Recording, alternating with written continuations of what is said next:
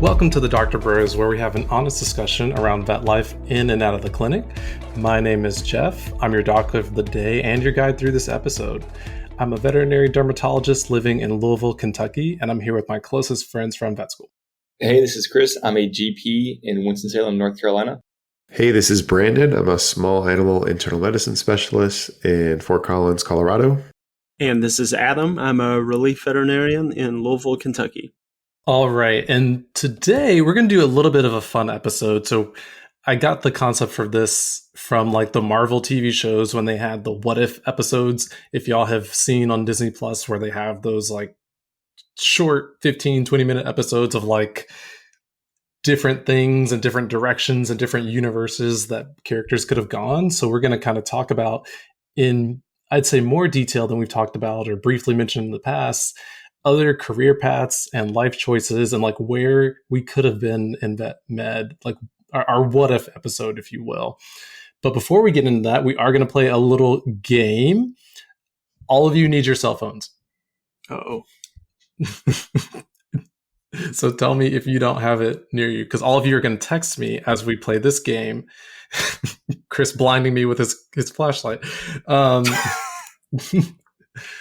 I am going to tell you 4 medications, the generic name, and the brand name. And your job is to text me the correct matching of them. So I'm going to tell you the names of things out of order. And this is like, I'm going to say them all twice. I will say each brand name twice and each generic name twice. Whoever texts me the most correct answers and whichever is the most. So there's 4 points that you can win. Bing, bing, bing. And the points don't matter. But whoever texts me first, the most correct, is the winner. And hang on, what are we texting you again? So I'm going to give you out of order. Okay. 4 brand names of medications and 4 generic names. Oh, okay. Your job is to match. We're playing matching. Gotcha. We are matching. Let's call it matching meds. Got Ooh, look at Oh, me. hey, on the fly. Okay. Matching meds. And obviously, this is going to be Derm Edition. Ow. Hey. Y'all ready for this? So, I'll say every option twice. But I will not say, is it the generic name or the brand name? That's your job. Ooh. So the moment you know it's correct, you can start texting me. I'm going to put 2 minutes on the clock. Brevecto, oclacitinib, Modulus, Apoquil, Zenrelia, Fluralaner, Elocitinib, Cyclosporin. And I'll say them all again in any order. Modulus, Brevecto, Elunocitinib, oclacitinib, Apoquil, Zenrelia, Fluralaner, Cyclosporin. I did not get all those. So let's Just see. making sure I have 8. 1, 2, 3, 4. Okay, yeah. Let's see. The texts are flowing in as we speak. Oh, Chris is in first. Brandon is in. Adam is in second. The iPhone really messes up the spelling. It did. So I'm going to go ahead and tell you. I know Chris. So Chris has 2 points. Chris is 2 for 4. Chris, I think we're tied.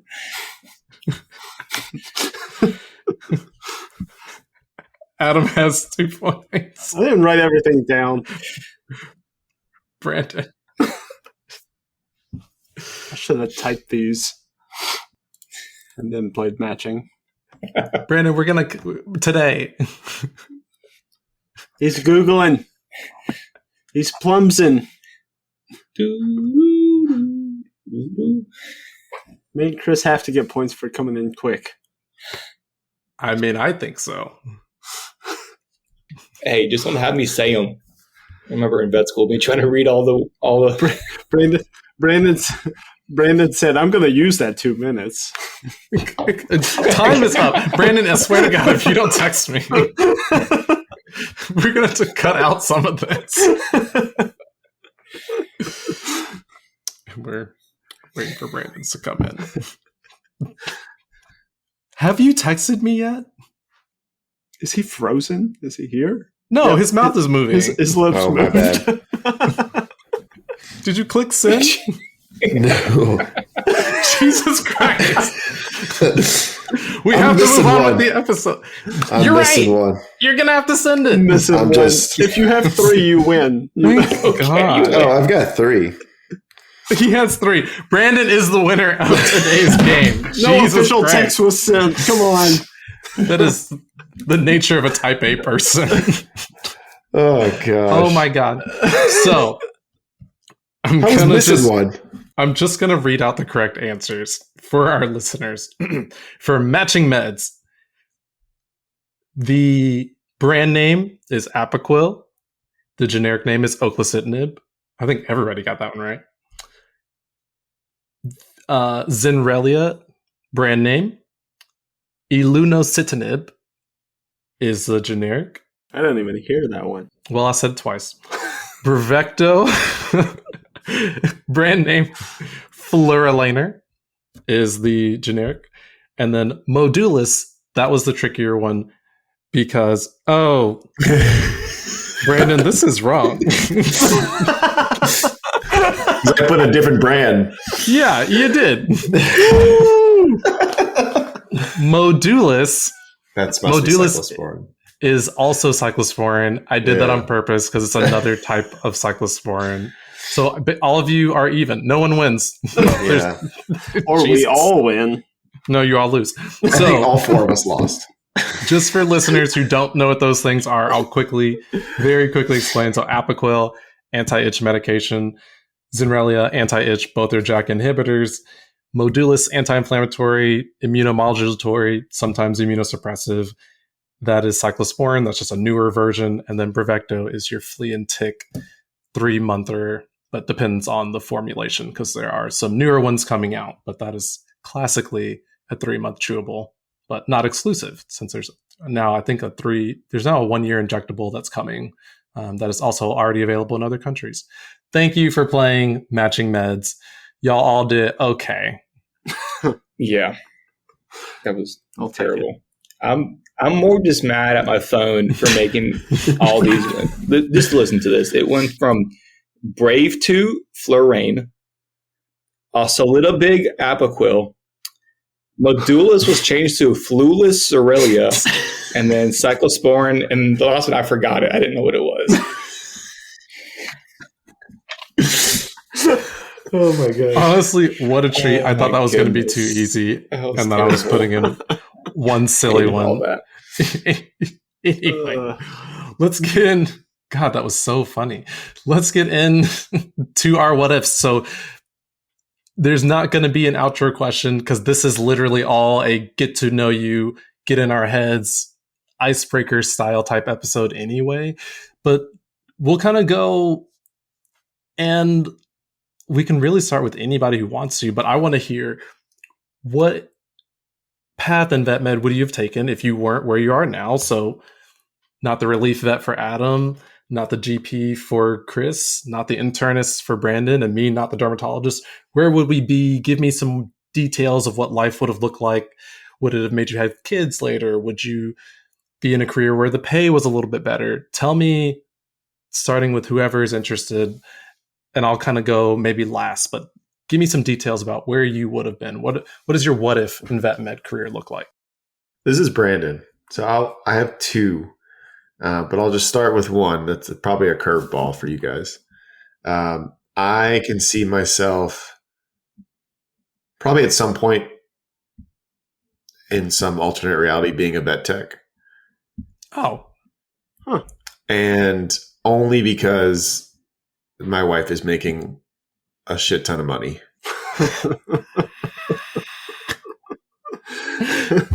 Good answer. Good answer. So I'd be able to like just enjoy my job, help pets every day, be a good team player, and go home and not stress about cash. So, question then, Brandon, if you had gone that direction and let's say you still did your undergrad, instead of going to vet school, then would you have immediately gone to be a vet tech? Would you have gotten another degree for it? Or what does that look like for you? I think I see myself because I don't know, but I think, did everyone here tech or be an assistant at some point in their like career? Yeah. So I didn't. I just kind of shadowed and volunteered and did other stuff. So I would probably start at the bare like bottom, like be a vet assistant, just trying to get more day-to-day GP style experience. And then I would eventually see myself like wanting more, like going to vet tech school, specializing probably in one specific niche, something where I could see really cool cases. That's where I'd see myself going. But yeah, it would be like a way different like reality for sure. And do you think that would be, because I think there's such an interesting different mindset with that, like less stressful because you're now, yes, you might have a license to take care of, but a lot is on the veterinarian for a lot of cases. Do you like that aspect, or what about being a vet tech resonates with you? Yeah, I think for me, it's the not necessarily hands off. Like it's the paperwork kind of thing. Like some of the techs that I work with, they take histories and they type up stuff and they do things, but like the monotony of paperwork that I know all of us have to deal with day in and day out of just like documenting every little thing, documenting every little like problem and differential, especially on my end where there's like a ton of them and we have to correlate them all. And sometimes I'm just like, I just want to, help this pet get its meds, make it feel better, instead of sitting here typing all this stuff. And that's the kind of thing where it would just be like a whole reality shift, but still having, responsibility and still being involved with the patient's day to day. Yeah, no, I actually genuinely love that answer because it's so much more. You almost said like hands off, but I'm like, actually, I think that's way more hands on. It's helping with procedures, being super. Like I would be nothing without my technicians, and some of the heavy things I do is absolutely insane. Yeah, it's like kind of like the. It's just like you're doing more of like the nitty gritty stuff with the pets, and not as much of the like, oh, I got to sit and like go through differentials for 30 minutes kind of thing. So it would just be a really cool shift. And I could see that happening at some alternate reality, I'm sure. Yeah, I genuinely love that answer. Chris and Adam, what about y'all? This is Adam. So I was kind of sitting here thinking, and I've kind of thought of a lot of different branches of the multiverse where I could go off. In vet school, I didn't plan on specializing, but I had said if I did want to specialize, it would probably be internal medicine. But now, being where I'm at, there's some other things that I would kind of see more that I would want to do than that. Like owning a practice would be one. Obviously, there's a lot of responsibility with that, but there's a lot of obviously financial benefits and a little bit of freedom if you can stay well staffed. And as you get further in your career, working with like a food company or a drug company and being able to travel, that's more if I was single, no kids, that sort of thing. I could see that. It's your reality. That's just one of the strands on the multiverse. But I think if I had to settle on just one and pick just one, what would I do instead? It would probably be radiology. And probably the biggest benefit, obviously, being in my mind, being able to kind of either work for a company or even start my own kind of radiology consulting business. and kind of working from home or working from wherever, the pay would probably be pretty good. And then kind of work when I want to, work where I want to. As far as family and kids, I think all that could pretty much stay the same, and I think I'd kind of, in a sense, maybe even have more time to spend with the family and with the kids and whatnot. But, again, I think if I had to pick one branch of where I could see myself other than where I'm at now, especially if I did specialize, that would kind of be where it would be. Mm-hmm. And then follow-up question for you, Adam, before I hit Chris. If you did go the genuine specialty route, so you graduated vet school, how do you think your path would have gone, knowing that like Brandon and I kind of went on non-traditional paths and did some GP before we went in? I'm interested to hear what would it have looked like in your imagination, if you will, but like where would the kids have fit in? Would you have gotten married at the same time?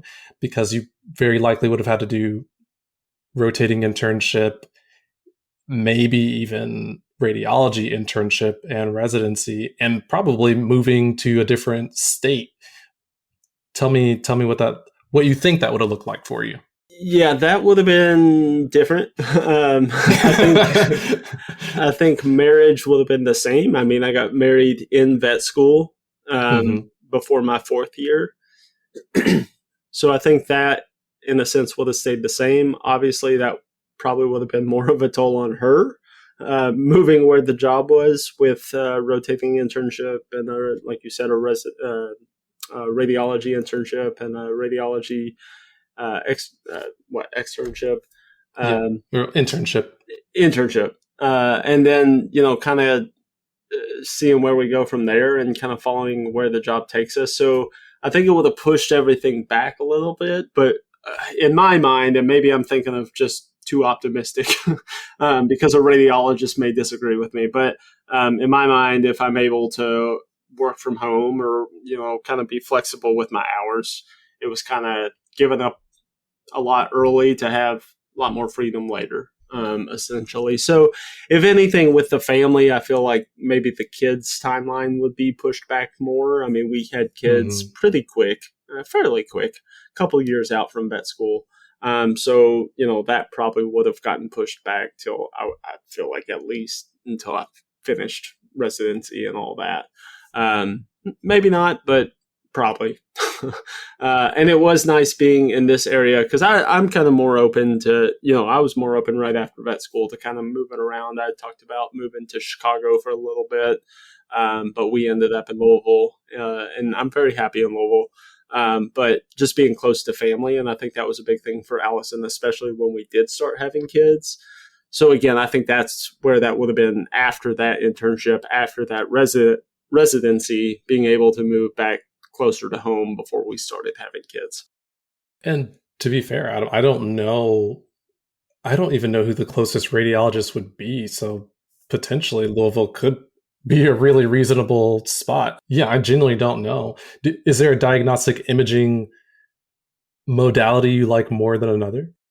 I mean, probably radiology, because again, I feel like that's something that you can kind of view from anywhere. I mean, I guess technically with ultrasound and even CT, MRI, you can do those kind of anywhere too. But even with ultrasound, I've seen some clinics where they get certified to where they can kind of do the ultrasound and take some images, and then they submit that to the radiologist for review.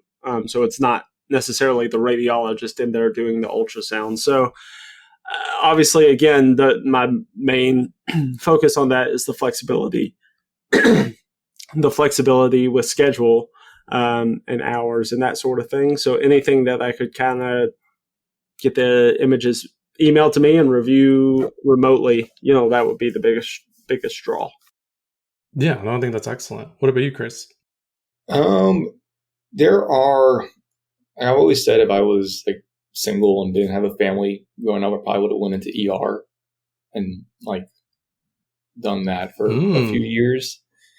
Just from I don't know, I like the fast pace of things and the craziness of cases, and I think that would have been kind of cool. But lifestyle wise, it just doesn't make sense with a family going off the bat. So, but yeah, so that's what it would have been then. That's one pathway. Another one would have been if we, again, had a family, how everything's went out, but now just pursued going to be a specialist. Probably, again, it's not that much of a deviation of what I like to do now, but it's just being a boarded surgeon or trying to pursue to be boarded. I think that's probably the most realistic timeline that could have happened versus, again, we had our first in vet school. So that kind of, even before everything was figured out, like, hey, we're going to have kids right off the bat. So that kind of dictated decisions there. The other thing would have been going, which again is very left field for me, or at least how you think, is going into cardiology. That would have been my other just weird path for me to do. As much as I don't enjoy the internal medicine cases, I really like cardiology. So it jammed, it vibed with me. So that was I remember maybe first year during cardio, like whatever our, like that portion of that class was, you were really good at ECG reading, and I felt like a clown. And what does it for you with cardiology? I don't know. I would say like my ECGs aren't like as best now, but I just for some reason could recognize the patterns really well, and I don't know why, but I'm like, oh, yeah, that's that one. And I remember watching some weird YouTube video where the guy like pretended to be the heart and he did some crazy dance, and I bet every med student's probably seen this video, but like that was what made it click with EKGs and everything, and then it just went from there.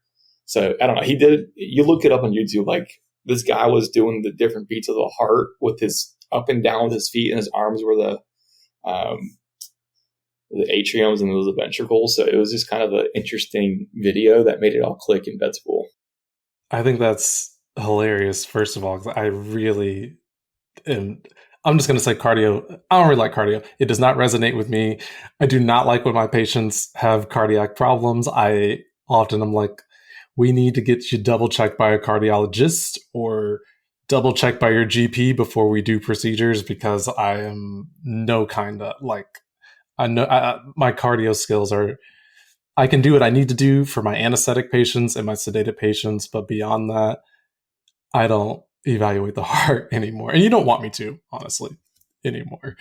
The follow-up question I have for you, Chris, or one more, was, is there anything specific in surgery that you would kind of lean into to make your niche?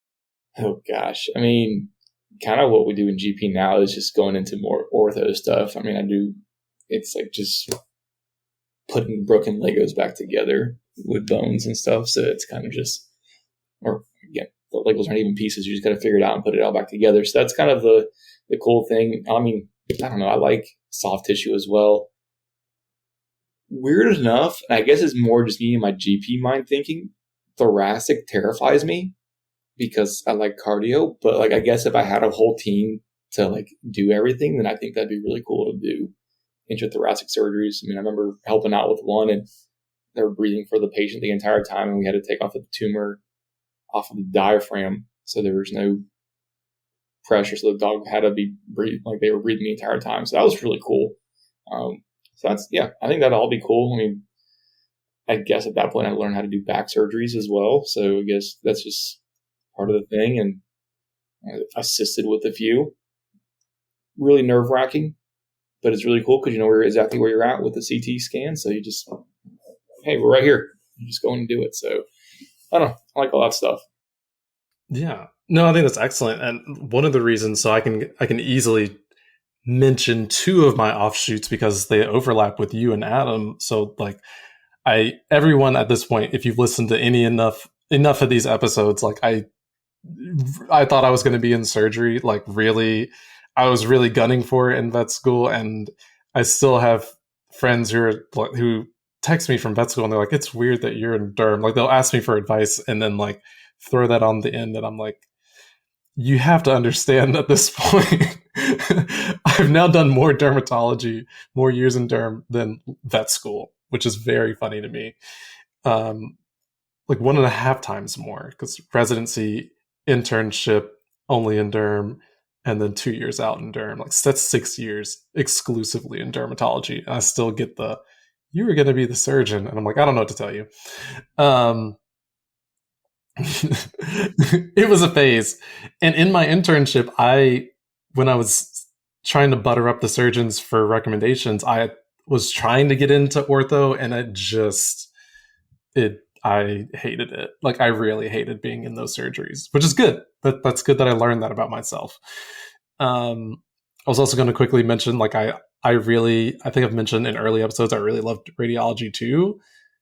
I think if I hadn't gone into derm, that's very likely, knowing what I know about surgery now and where I've come from, I think radiology would actually have been my number 2 for the life flexibility. And I even once thought about, like when I was in GP, I was actively trying to get more ultrasound experience and be one of those doctors who worked for a business in town with mobile sonography and just getting really good at that. So there's a business where I lived in South Texas that literally there were non-boarded radiologists, or I guess doctors focusing only on ultrasound, who worked, like a radiologist owned the business, and these other GPs would go around, scan. So did the radiologist sometimes, but they were just mobile ultrasound, and they would always send their images to the radiologist. But I was like, hey, that's actually a really interesting set of skills. I think if I had never specialized, I think there's a good chance I could have been in the sonography field and doing a lot of ultrasounds, because that really interests me. And the last one I'll mention super briefly, because I know everybody has a second one to mention. I really thought I was going to be a bird vet when I first. You all know that, like, I applied to vet school thinking I was going to be a bird vet, and as soon as I started working with them, I was like, "Oh, this is not for me." Like I did my externship at an alumni's place. She was super, super nice. And I just realized, like, after working with them, I was like, I feel like they're going to snap me, or I felt like I couldn't hold them well. So, like, again, like, I am the problem. And I was just like, I got the dream from working at a wildlife rehab center, like Brandon did a while back in undergrad. And I really liked that, but it just did not translate once I got into veterinary medicine for real. But yeah, let's hear y'all's other ones. This is Adam. I'll make mine kind of brief. So this is pretty close to home off the stem of the multiverse, but another ideal situation would be if the 4 of us could ever agree with a place to live, opening a clinic where we all use our superpowers. We have a dermatologist, we have an internal medicine specialist, we have a surgeon, and then me being the master facilitator and just referring to all 3 of you. And it would be perfect, but nobody can agree where to live. So we're 50%. Like, just move here. Stop being jerks. It's too northy. Half of us are in Louisville. Yeah, it's kind of hard to leave Colorado now that I'm here.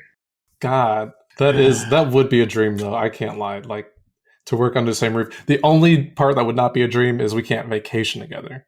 Ah, true. I mean, I guess we could, but we got to shut the whole clinic down. We would. Yeah. Oh, gosh. Brandon, you had another one, I know.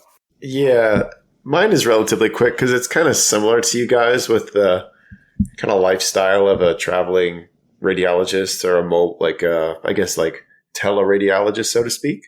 You can do that for ClinPath as well. So I've always thought about ClinPath as a potential like kind of outlet for that. I do like ClinPath. Like this. I had a case this week where unfortunately this poor dog had a really big mass on its neck. But we got samples and I looked at it myself before we sent it off to the pathologist, and I was like, oh, this kind of looks like a carcinoma. And lo and behold, that's what it was, based on their assessment. So like the technology that we used to do that was Lacuna. I don't know if you guys use them, but it's like a HD upload of the slide that they get emailed, and then they look at it, and then they write a report from Lacuna wherever Matata. they are. Oh, sorry, say it again. Repeat it. Repeat it, Adam, right now. I said Lacuna Matata. Clown. Boo. Tomato, tomato, tomato, tomato, tomato. I unmuted my mic to say that. I'm sorry. I love that. That's so funny. But yeah, that is like an alternate thing that I would have considered. It'd still be residency. In my mind, the stress level is low, but you do have a lot of pressure. Like I like really want the pathologist that I send samples to be like, hey, this is what this is, instead of being like, hey, it could be this, but we're not sure, which happens periodically. So yeah, there is pressure to get an answer. Yes, there is. And, if at least ClinPath route, if things haven't changed, there's no rotating internship required for some of those residencies. So you could have gone straight from vet school right in, save yourself a year. Yeah. I mean, there is that aspect. I feel like you gain a lot from just doing an internship and seeing patients for the first time and all that stuff. And there's like a lack of perspective from certain people that I have worked with that are in pathology. So. Ooh. A little last minute shade from Brandon. It is what it is. It goes for people that I've worked with that never did GP work before they went into their other specialties too. And I'm sure JT can attest to that. Yeah, I mean, I definitely can. I do think I've had colleagues that it's always good to be. How do I put this? I always want to be, and I hope I stay like this for as long as possible. Like I want to be in touch, not out of touch. The more senior we get in vet med, like I still want to understand where the resident comes from, where our GP colleagues are coming from, and where our clients are coming from, and meet them where they're at. And I do feel like there are, not everybody, but some clinicians, if you haven't done GP and or rotating, sometimes there's definitely I'll say, yeah, I'm done now. I've definitely had mentors who will obviously not be named, where it was clear you could tell that steps had been missed and their opinions reflected that. Sure. So, I mean, for me, it's like different perspectives, right? Like you get more perspectives, you kind of see things in a couple of different ways. And sometimes when those perspectives are missing, there's like things that I feel like are not being picked up on, whether that be client communication or, just like expectations or whatnot. But that's a whole nother topic. Yeah, I think that's an excellent perspective. So thanks everybody for tuning into our what ifs, seeing where we would have been, who we would have been, and come back and listen to us next week. Thank you once again for joining us on the Dogtor Bros. If you would like to support us, please share this episode with others who may be interested in today's topic, and leave us a 5-star review on Apple Podcasts, Spotify, or wherever you listen to your podcasts. Would you like to influence our next episode? We love hearing your opinions and thoughts. Your comments may be our next topic. Please leave us suggestions via email at thedoctorbros@gmail.com, DM us at thedoctorbros on Instagram, or leave us comments on our posts. Again, this is Brandon. You can reach me at Dr. Mason IM on Instagram. And this is Chris, and you can reach me on Instagram at dr.chrishernandez. And this is Jeff. You can find me on Instagram at DermDrJeff, DermDogtorJeff. And this is Adam. You can reach me on Instagram at DrAdamDVM. That's DrAdamDVM.